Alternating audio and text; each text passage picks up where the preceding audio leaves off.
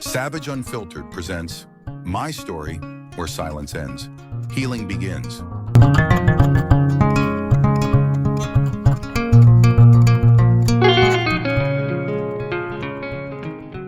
MJ, welcome to Savage Thank you Unfiltered. for having me, Savage. Looking forward to a very productive half an hour to 40 minutes. And hopefully we'll Sure. get a lot of questions answered. At your service. Thank you. Lately, you've been very busy, MJ. I've been hearing you a lot. Facebook, TikTok, so many places defending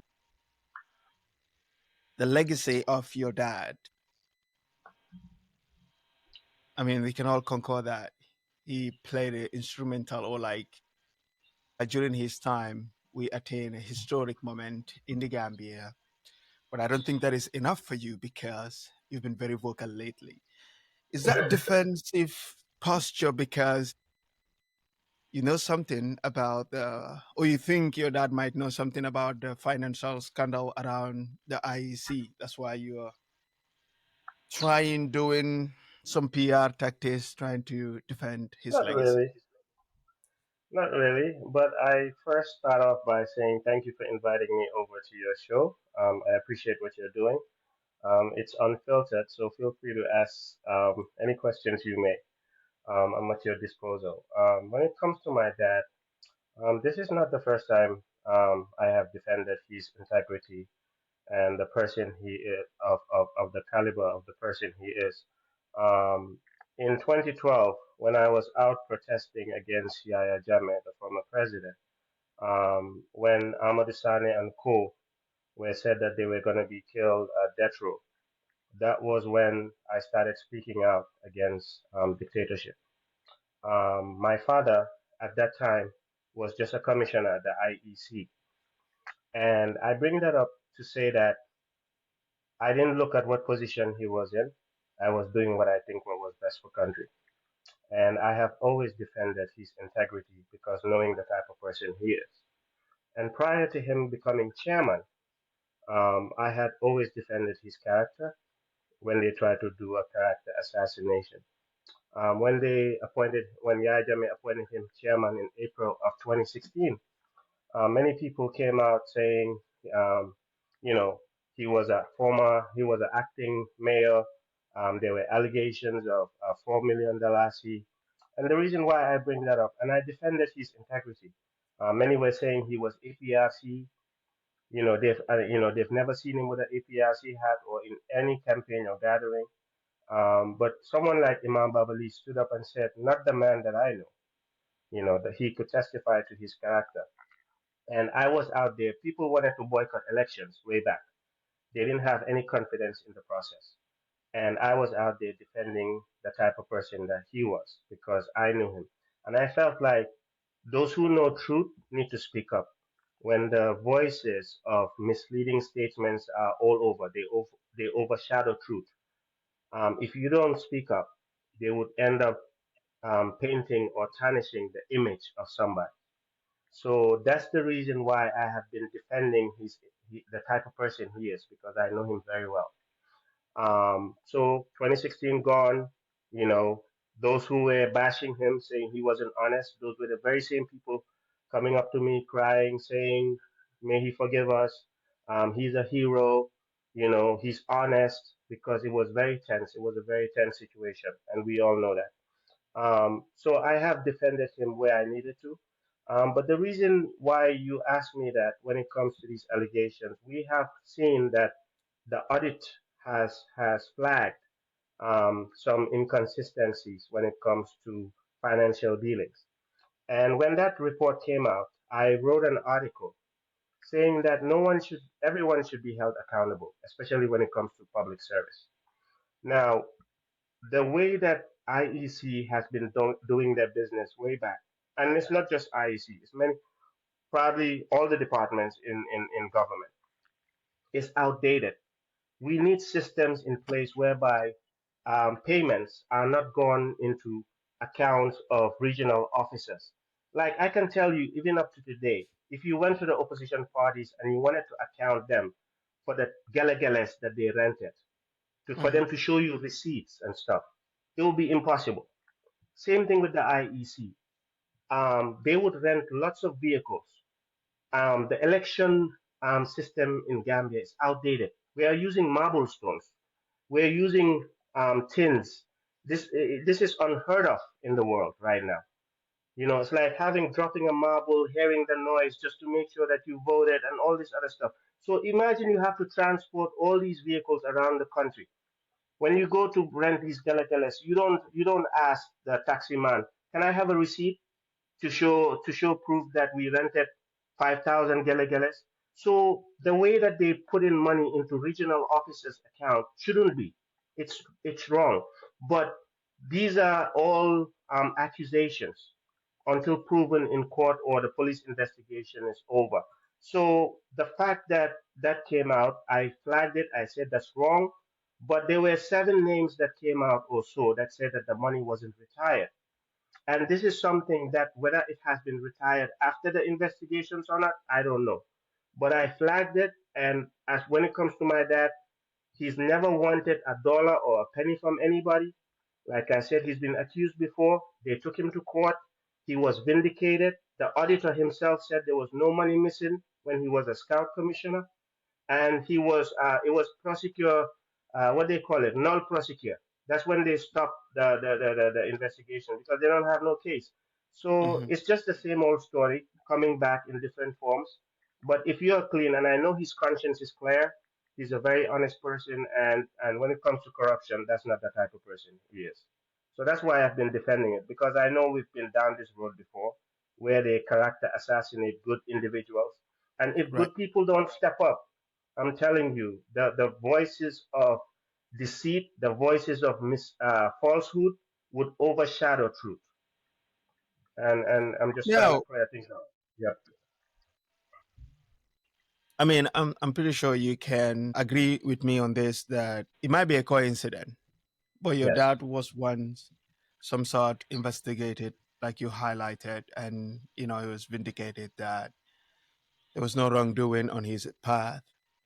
Mhm. But again, he's back to a different institution, and there's like issues around finance. I'm not necessarily saying that he has a role to play in it, but I mean, I guess you could see why people are very up in their guards trying to ask questions because, hey, Absolutely. you know, it happened before and now it happened again. Now, I've seen in the media Mhm. that your dad wrote to the president Mhm. to appeal for them not to further investigate. Is that because your dad knew or like he has a bit of an idea? Why was it necessary for him to appeal to the president for that not to happen? So, in my own opinion, again, I don't work for the IEC, but just for somebody looking from outside and knowing the type of person he is, in Hmm. the Constitution, there are guidelines as to if an audit report is done, what process they need to go through, especially when it comes to dealing with an independent institution such as the IEC. Hmm. There is a process in place when an auditor or the Auditor General finds out something wrong. They need to take it to the National Assembly for them to scrutinize and do the work that they need to do.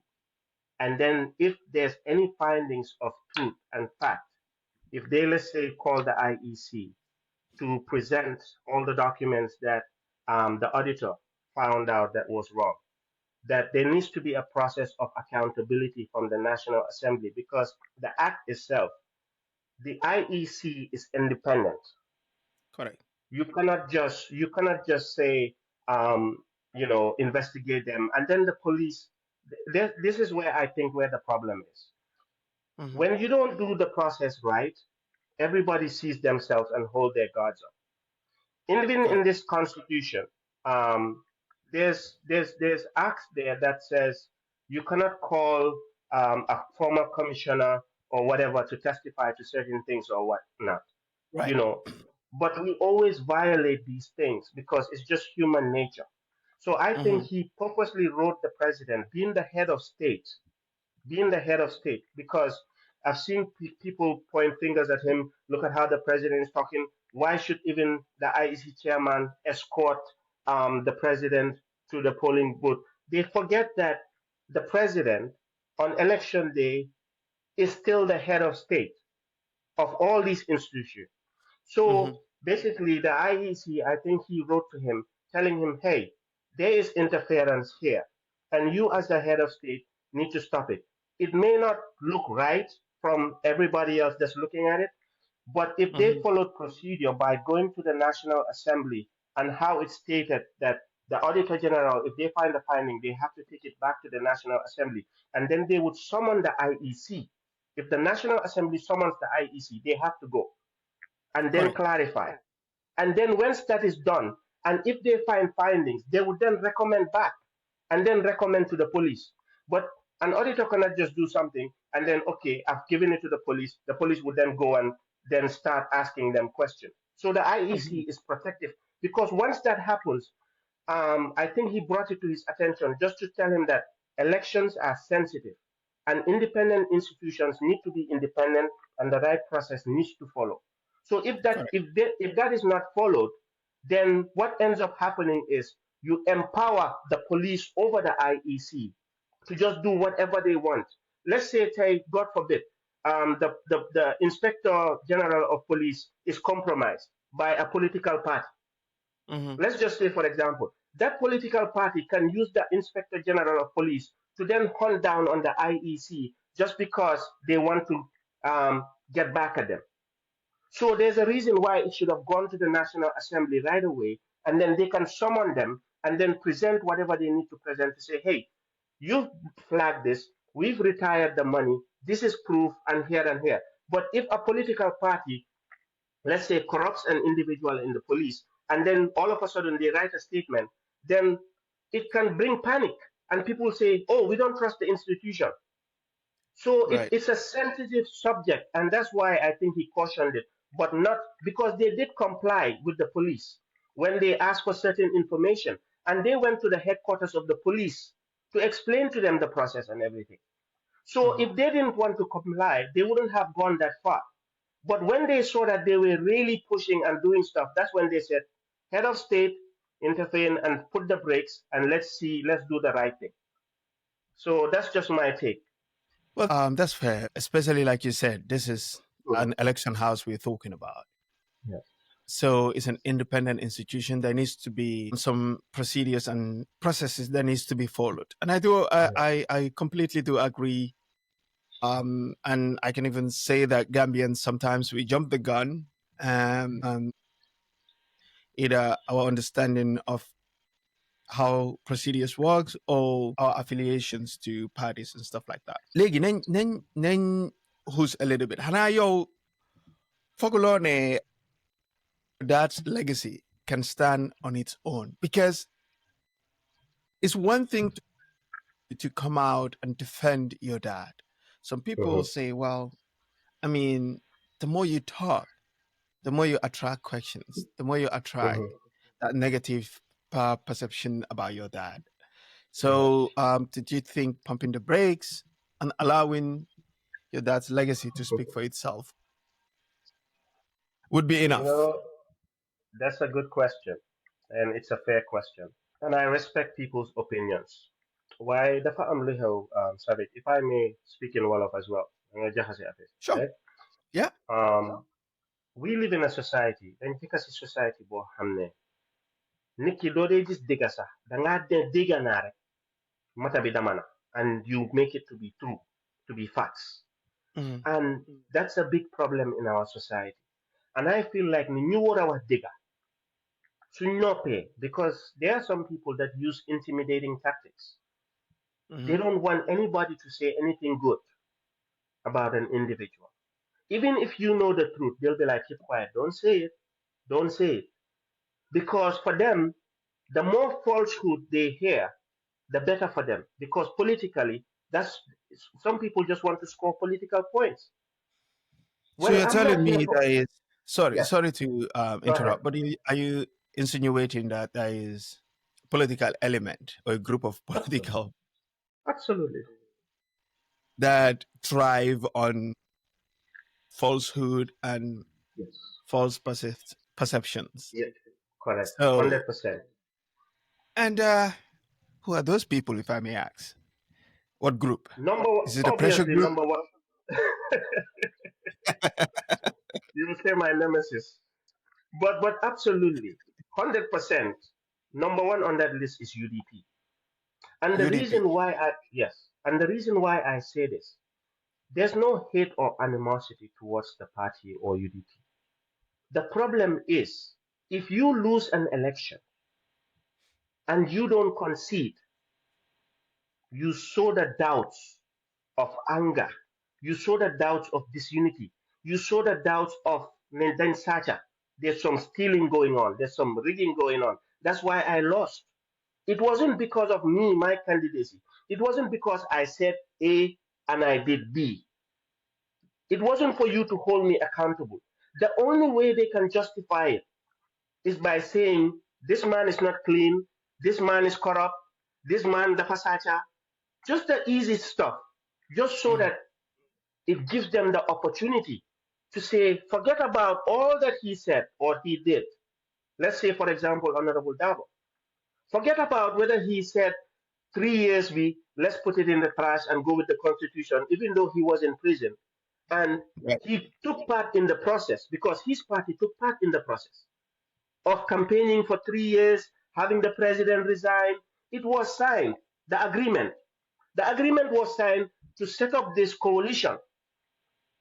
The agreement was signed already. It was endorsed by Alaji Dabo and all of them. We saw the paper.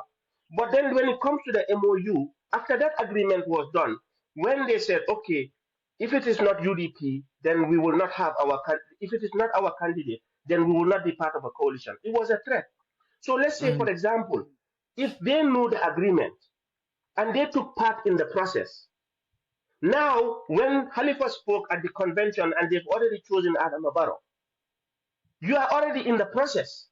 Now to say that, to come back and then undermine the MOU, the very MOU that gave us the Adam Barrow, because without the MOU, Adam Barrow we don't have chosen Adam Barrow. They wouldn't have been a coalition. So now for you to undermine that, right? You undermine it. Now all of a sudden, oh, we should forget about what happened. Oh, then such an election below Lota. But come on. Like, so they say these things just so that, or if you take positions of the teachers, when they were on strike, you were as a VP or whatever, but we all heard what you said.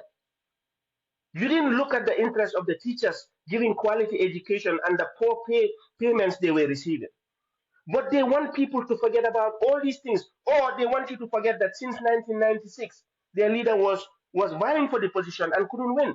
So the only thing they can bank on is that Dan Sacha, election fee is not fair. So they will use this for political points. And then when they say keep quiet, Momodou Njai shouldn't talk there, because you know why? Many people listen to him, and he's the son of the former chairman of the IEC. So when I speak, they are looking at it from a point of authority or from a point of credibility, because man can hame umafen, Savage. I hold you on your words. I hold Honorable Dabo on his words. I have never accused him. I have never looked at him from the tribal lens. I have never looked at him from the age lens, because my father is old and he was still serving competently. I have never looked at him from a tribal view, because we grew up with Mandinkas. We grew up with Sarahules. We grew up with Christians, Nyom Komi Owens. We grew up playing in London Corner. We didn't know about these tribal talks or issues. But one Turek, you hate Mandinkas. You are a tribal because of what? My disagreement with Hussein Dabo's politics, my disagreement with the militants out there who then try to silence you. Shut up! You shouldn't talk. Your father is the reason why Gambians are suffering. Do you expect my father to just give you votes and write it? Oh, you won, when you didn't actually win. You know what? So when they try to silence me, and especially one thing, if people cannot micromanage you, then they have a problem. Right. And they have that with me. So that's the thing. Well, you seem to give them a tough time, but we'll get into UDP a little bit later. However, I Okay. want to close the chapter of your dad Yes. with this question. Your dad played, like I said earlier, a very, very instrumental role in the ending of Yahya Jammeh's rule. 22 years or 20 years, however that may be, Mm-hmm. people tried, election came, campaigns happened, Coup d'etats. several campaigns everywhere, social media, in the diaspora. Nothing shook Jammeh except for 2016. Now, Mm-hmm. do you think Gambians then understand the weight Bunek on Sisa Papa on that very night to have the guts and the audacity to announce the results that went against Yahya Jammeh? Now, Do you think honestly Gambians speaking, understand? Mm-hmm. I think they knew why some just try to forget who Mm-hmm. actually Yahya Jammeh was. The former president was there for 22 years, and somebody as powerful as him, Tubabi ñemeñuñ ko woon.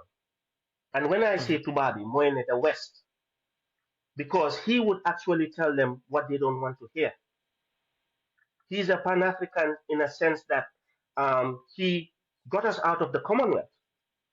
This is somebody who's going, whatever you see this guy doing, Traore of Burkina Faso, Mm-hmm. Jammeh had once done it when he just came into power through the barrel of the gun.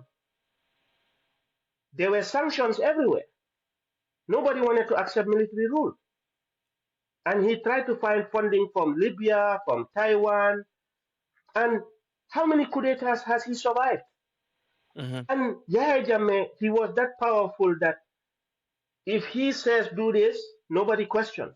If he says jump, they say how high. Yahya Jammeh, I can literally say was a demigod in that country.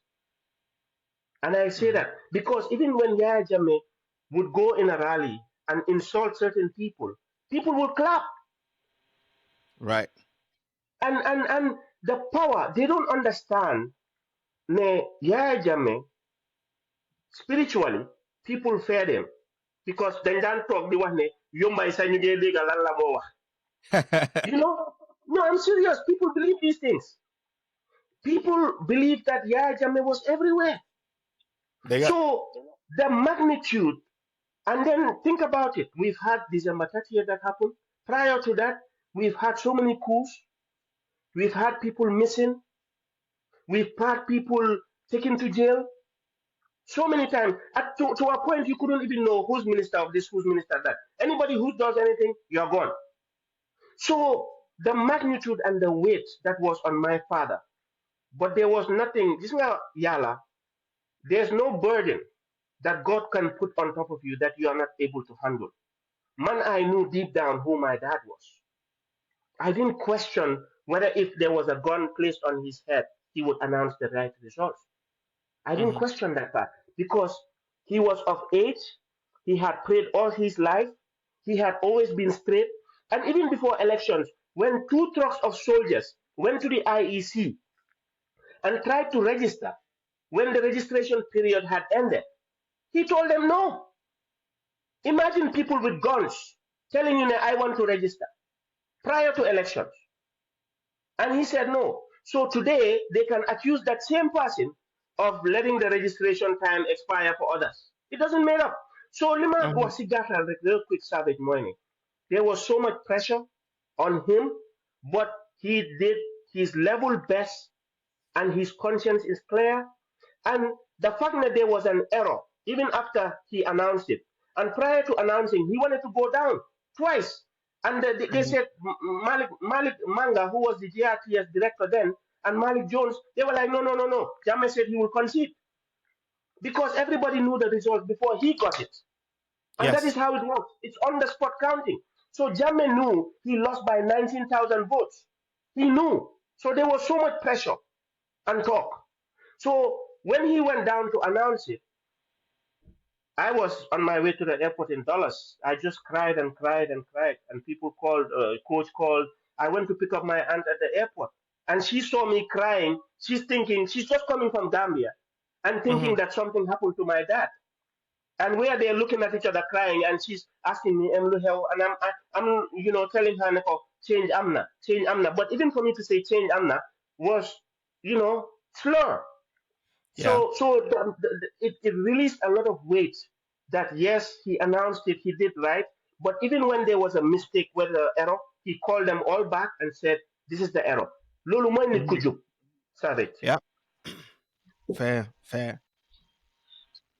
During Yahya Jammeh's reign, like you said, you've started talking about Yahya Jammeh's government or like some of the abuses that were happening in the Gambia since before 2016, way back. Somewhere around. But at the same time, there were some people that have questions. Like, you've been accused of being a spy for Yahya Jammeh due to the nature of your messaging around Yahya Jammeh. You were an optimist about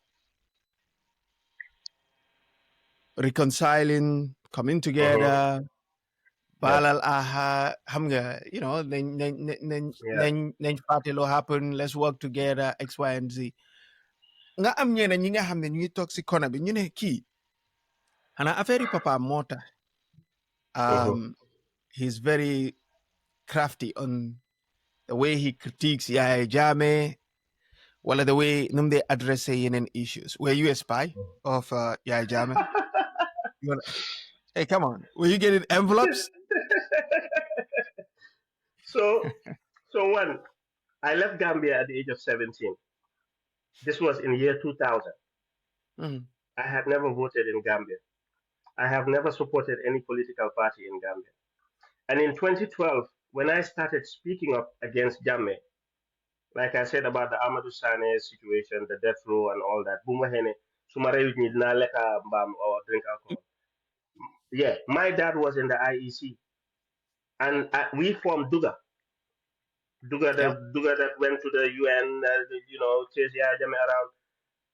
All through those years, I was very hard on Jammeh, and I didn't care whether my dad was in an institution. I did not call for national truth and reconciliation. Even before that, I called on going to Gambia to march. I said, "The Mosona, the protest America. We mean Duga, we need to be in Gambia. We cannot tell people to go out. I will feel ashamed to be, antagonizing or pressuring people to do something that I'm not willing to do." And I wanted to go to Gambia to fly over there with then Fatu Kamara and them. But then later on, she backed down. There was an opposition party that had a congregation. A journalist was speaking. Before you know it, they rounded up, took the journalist, arrested him, and nobody knew. And then when I saw that, I was like, "Who am I fooling here?" I returned people their money. I'm not going to Gambia. But then I spoke to my mom, and so then I started talking about, what? There must be a better way for Yahya Jammeh to make reforms. And you will not know until you engage somebody, because many people were trying coup d'etats, which was illegal. People lost their lives. Many people did. And I said, "You know what? Let's talk about national truth reconciliation. Why not give him, because for somebody like a dictator, if you don't open a window or a door for them, they might end up destroying the whole thing." And this is my mission. This is what I was trying to avoid. Yahya Jammeh had built an airport, GRTS, he was talking about this university, so many other things that Gambians were benefiting from. But there was another side of Jammeh that I mentioned that was not so pleasant. So I said, let's see how best for him to accept reforms, for change, to accept electoral reforms, to free prisoners. And I spoke with Sheikh Omar Fai, who was the ambassador, Pierre Minte. I worked with them, went to the embassy. I even went to Congressman John Lewis, may he so rest in peace, to try to see how best to engage the government. Mahmoud Sisi, Ebu Job, were missing, and all these other things. So I tried the diplomatic route. I said, let me try the diplomatic route. And lo and behold, Jammeh released 300 prisoners, and we went on GRTS where I was in America. Me, Mm. Ibu Jalo, Suleiman Singo Nyasi, Fala Balde, because of that national reconciliation through Nyom Ambassador Amatai. And that showed gesture, the good gesture that, yes, when you do engage in a very positive and meaningful way through dialogue, many things are possible. And those Right. 300 people that he freed, I didn't know them. We didn't care who was who. We just wanted change. And so that approach, many people will not understand. But for Mm-hmm. me, every single life mattered in that country. And, when December 30th at some point happened, I said, some people joined APRC. I said, you know what? I'm an independent. This is not what I was trying to fight for. Musa Savage, General Savage, look at him. He's been casted out. There were people who were serving honorably who were dismissed. There were so many things, like, because Nitsonyo is down mom after head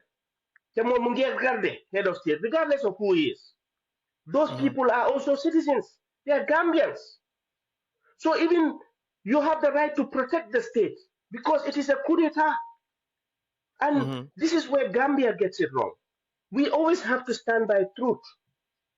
We can't pick and choose what we want, what works for us.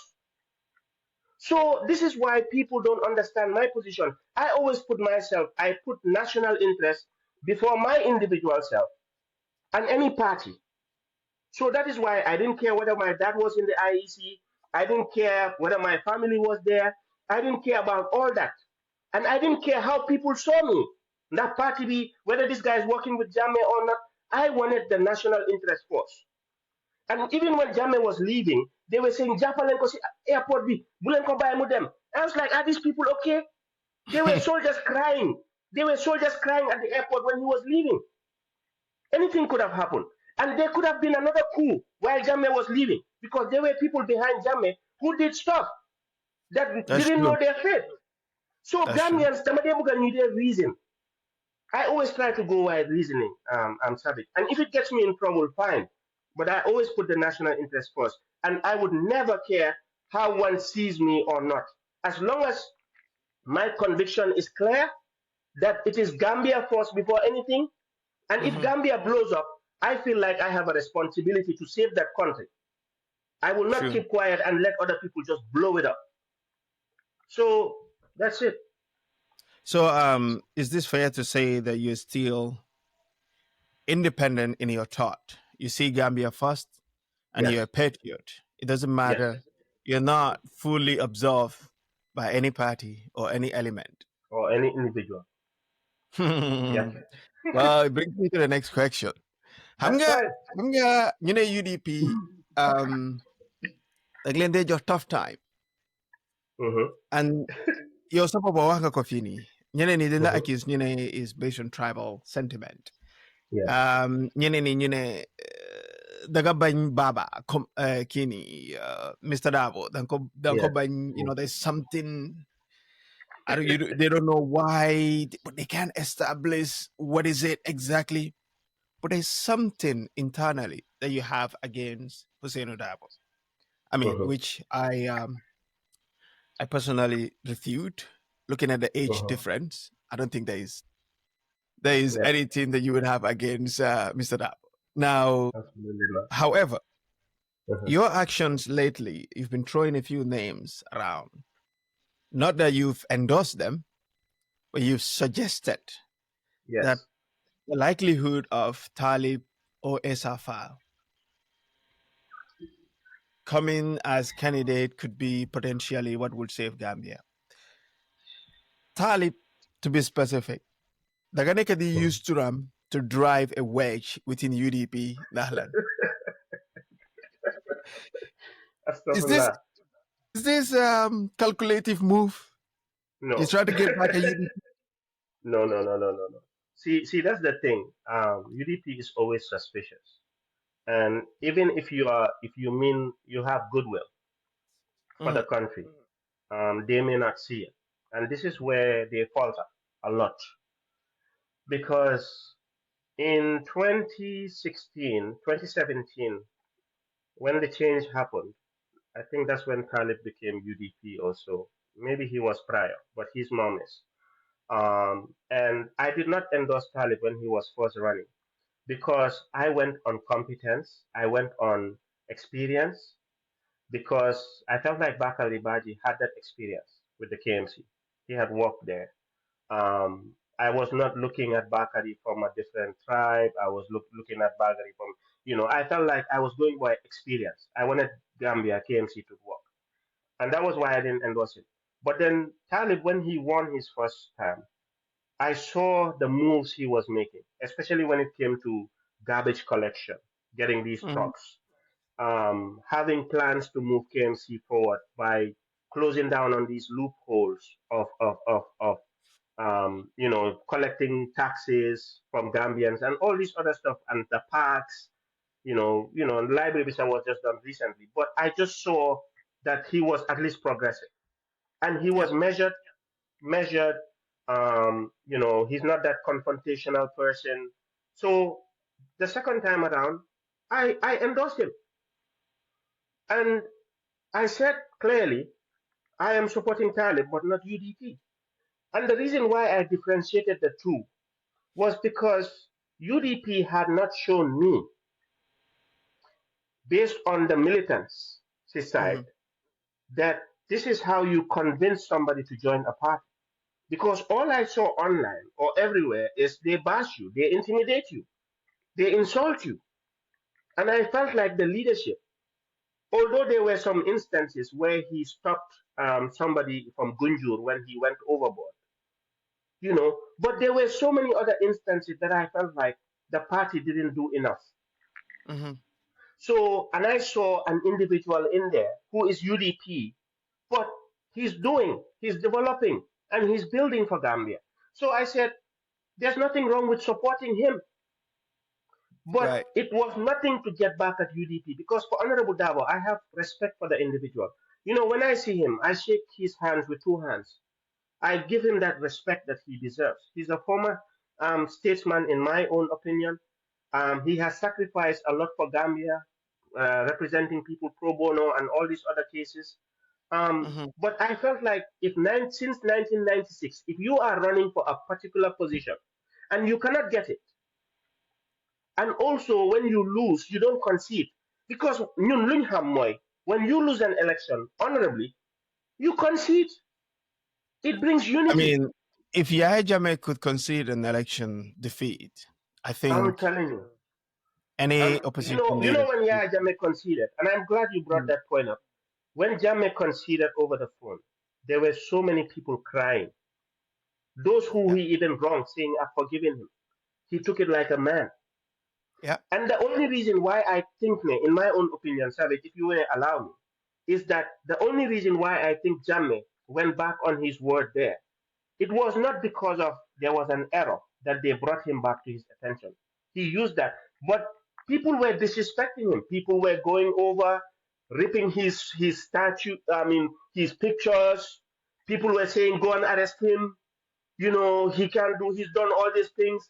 And there were soldiers in there who felt like, hey, if this guy is going down, we're going down. Right. And he had to do something and plan the exit strategy. And Hmm. and so going back to that, I have nothing against UDP. I don't hate them. I just don't like the way they do politics. And I have mentioned some instances whereby I feel like politics, you have to be consistent. And the most Right. consistent politician is Khalifa. He will tell you this and he will stick by it. But I haven't seen that with Honorable Dabo, with all due respect to him. From the Mhm. MOU, you cannot say for 3 years, and then you came out of prison because you were part of the process. Your party was part of the process. You were the leader. Then you come and say, if anybody says 3 years, you are ready to go to court. Then after you get sacked with two other members from UDP, the party did not say nothing prior to you being sacked. But then after you were sacked, then now they say they are for 3 years. And then the teachers, there were so many people also being deported during that time. He was a minister of foreign affairs. There was a time he made a statement about this Ablai Bojang, who was the former speaker. There was a time when Adiyam said some derogatory stuff that were within those tribal lines. I felt like she wasn't condemned by the party, nor him. I feel Mhm. like he's a uniter within UDP, but outside of UDP, he's not a uniter. And it's a fair Right. statement to say. Savage. So So do nothing you against think? UDP. Yeah, but do you think UDP, they've positioned themselves to be that party that were given an opportunity to showcase themselves, to thrive, but they failed? Yes. Hmm. They have given them an opportunity during the coalition. You can say it's a coalition, but they had the majority in cabinet. Mm-hmm.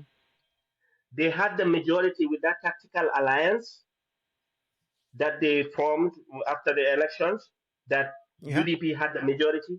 When they went to change the age limit, they had an option to come up with electoral reforms while they wait on a constitution. They didn't do all of that. They reduced the amount of fees that a parliamentarian should pay to conduct elections inside the parliament.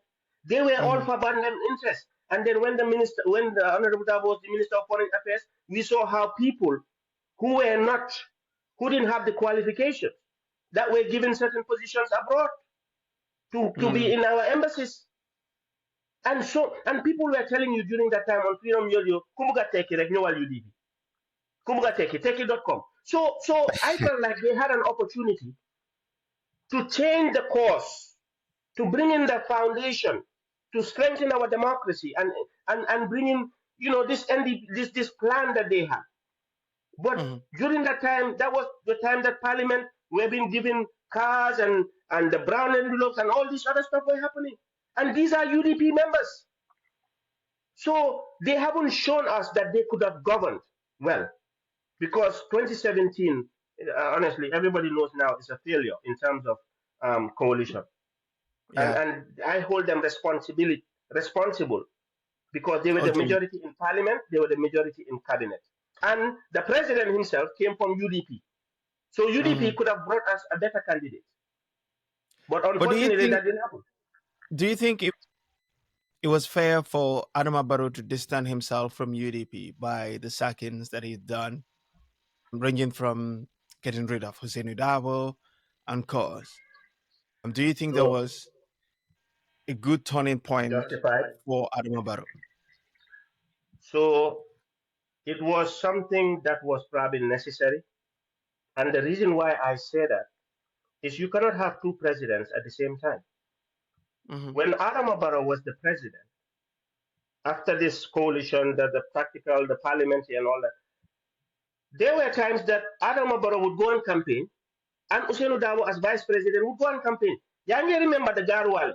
He the father Yeah. Mugarwale, he Mugarwale. You know, and what is that? What is Yeah. that? You are a vice president. Yes, you have the majority in parliament. But how can a president go and talk? It's the same president as VP. We see the same thing now happening almost now in Senegal, which is unfortunate. Like, Mm-hmm. so Adama Barrow at some point, when this Barrow youth movement was coming up, Adama Barrow, and you have to look at timelines to put things in context.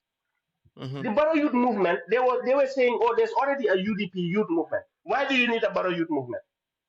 And then when the Barrow youth movement was coming up, the UDP themselves, they already had their plans that Adama Barrow, he's not a good president, he's failed. They were even sabotage in between, so that it would be easier for Honorable Dabo to be elected. Right. So the fact that that happened, and then all of a sudden, the Barrow Youth Movement happened, and then now before he formed this party. He wanted to go to be UDP before he formed this party, but there was no way. They told him, you need to write back to us to tell us that you want to be a UDP. Like, can you imagine you are already president and the party don't have the common sense to say, how can we as a party work with this man who's already in office if they were truly genuine to say he's already a head of state? We believe in him. Let's go and endorse him.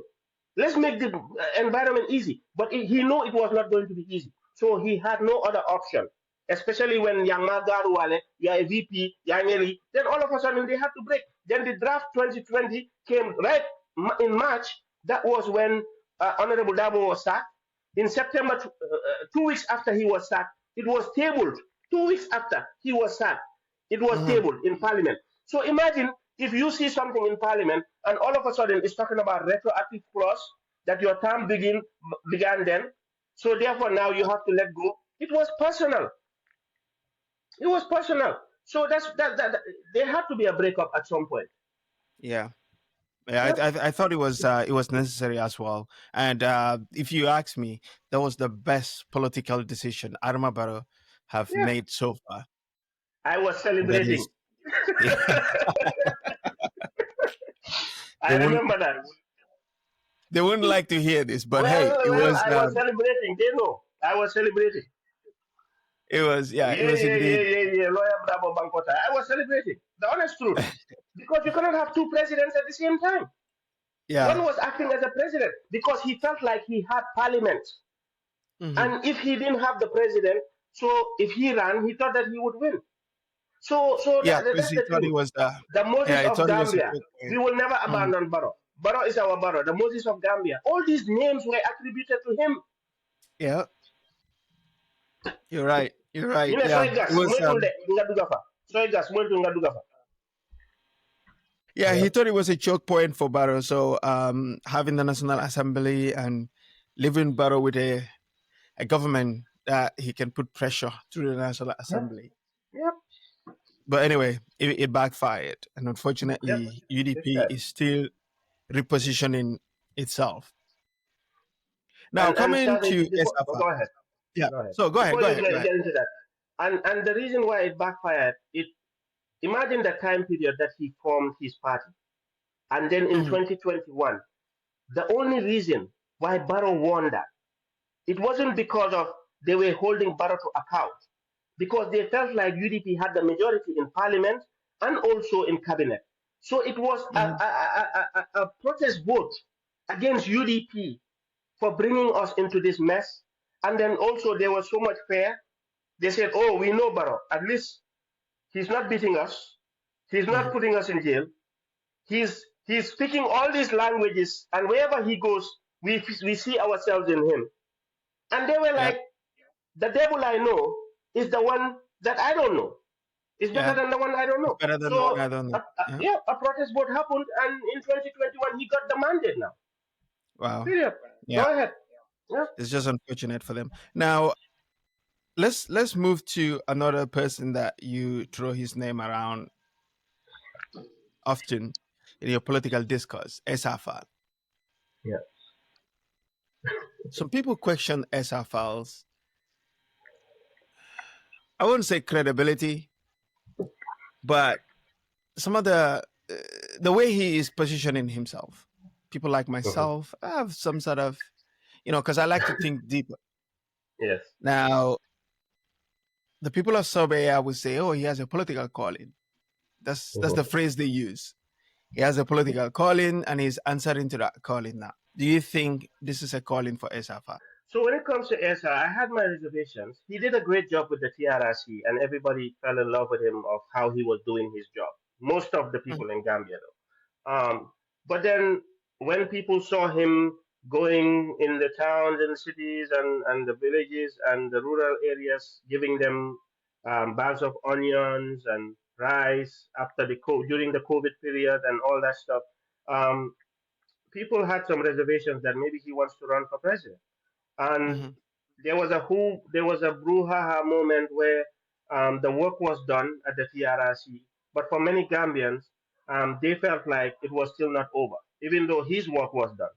And he came into the bin 3 months just before election, and he wanted to run for president. And it justified the doubts that people had, saying that, hey, this was guy who was motivated by power. He wanted to run. That's why he was the darling of the TRRC, and he's using that opportunity to become president. I felt like it was a wrong timing for him to come out during that time. I felt like even if he had waited just after the elections, it would have eased the doubts, right? And then come back and re-emerge and said the white paper was done. They didn't do what we recommended that they do, and now I am a candidate. I think he would have had more energy and more positive reaction. So that's gone and passed. But I read their manifesto, and there's a part where he mentioned about his dad. telling him that you guys, you are the problem because ñu wara dimbale réew mi are not into politics. And there's this part where he reflected and he blamed himself for not being in the political atmosphere and for not being as vocal or as involved as he would have loved to. So I think within that moment, genuinely, I would just give it to him as any citizen to say, hey, yes, there was dictatorship here.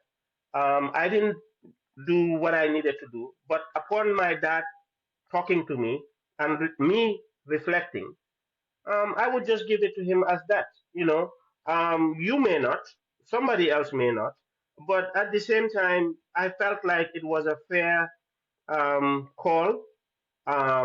Like I said, I wish he did it later than earlier. But it's one of those things. I feel like it's a calling to every Gambian who wants to run and feel like you can run. You shouldn't be intimidated by people. If you know that you have the plans and the vision for the country, you should get into the race, but also do it at a proper timing that's right. Yeah. And I hope that's fair enough. Yeah. Well, I mean,